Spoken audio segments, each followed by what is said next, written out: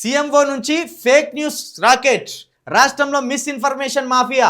SIT విచారణపైన fake వార్తల ప్రచారం, అడ్డగోలు థంబ్నెయిల్స్, పేరడి అకౌంట్లు. సీఎంఓ నుంచే 138 మంది సభ్యులు ఉన్నారు. సర్కార్ సొమ్ముతో బీఆర్ఎస్ పై దుష్ప్రచారం. బీఆర్ఎస్ నేత మన్నె క్రిషాంక్ మండిపాటు. ముఖ్యమంత్రి కార్యాలయం వేదికగా కాంగ్రెస్ పెద్దలు దేశంలోనే అతిపెద్ద తప్పుడు సమాచారాన్ని వ్యాప్తి చేసే మాఫియాను నడుపుతున్నారని బీఆర్ఎస్ నేత కార్పొరేషన్ మాజీ చైర్మన్ మన్నె క్రిషాంక్ ఆరోపించారు. బీఆర్ఎస్ సోషల్ మీడియా కన్వీనర్లు పుట్ట విష్ణువర్ధన్ రెడ్డి, దినేష్ చౌదరి గుర్తుపెట్టుకోరు పేర్లు, పుట్ట మధుసూదన్ రెడ్డి, దినేష్ చౌదరి, కార్పొరేషన్ మాజీ చైర్మన్ పాటిమీది జగన్మోహన్ రావు కలిసి ఆయన బుధవారం తెలంగాణ భవన్లో మీడియాతో మాట్లాడారు. గతంలో సీఎం రేవంత్ రెడ్డి సొంత పార్టీ నేత ఆయన ఉత్తమ్ కుమార్ రెడ్డిని సోషల్ మీడియాలో తిట్టేందుకు ఓ టీంను ఏర్పాటు చేశారని తెలిపారు. అదే తరహాలో సీఎం కార్యాలయం నుంచి బీఆర్ఎస్ పై దుష్ప్రచారం చేస్తున్నారని మండిపడ్డారు.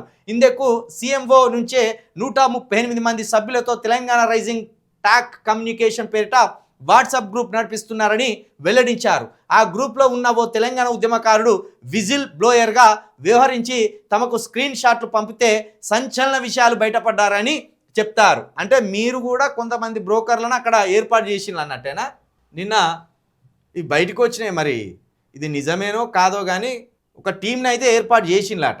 ఒక టీంని ఏర్పాటు చేసి ఈ బీఆర్ఎస్ నాయకుల మీద అసత్య ప్రచారాలను చేయడానికి ఇది ఏమని పెట్టింది, దీనికి పేరు Telangana rising top communication group.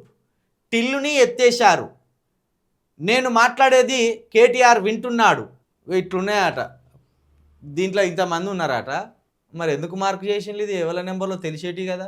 ఉల్టా చోర్ కోత్వాల్కు డాంటే అట్లాగే ఉంది కేటీఆర్ హరీష్ తీరు.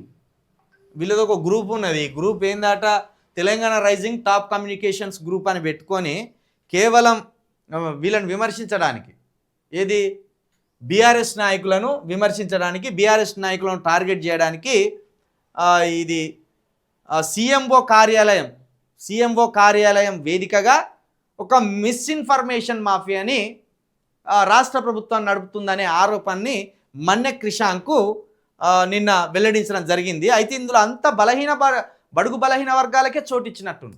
వీళ్ళ సోషల్ మీడియా ఎవరి చేతిలో ఉన్నది తెలుసా? బీఆర్ఎస్ సోషల్ మీడియా ఆంధ్ర రెడ్లు, ఆంధ్ర కమ్మలు వాళ్ళ చేతిలో పెట్టింది బీఆర్ఎస్ సోషల్ మీడియా. సరే, ఇందులో కాంగ్రెస్ని ఏం వెనకేసుకొచ్చేది లేదు.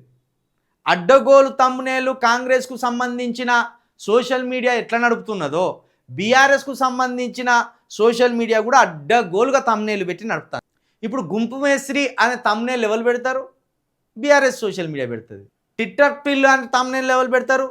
కాంగ్రెస్ సోషల్ మీడియా పెడుతుంది. అంటే మీరు ఎట్లయితే దురుద్దేశంతో తమ్మునేలు పెట్టి వాళ్ళ పరువు తీయాలని చూస్తాను, వాళ్ళు మీ మీద గట్ల తమ్మునేలు పెట్టి మీ పరువు తీయాలని చూస్తాను.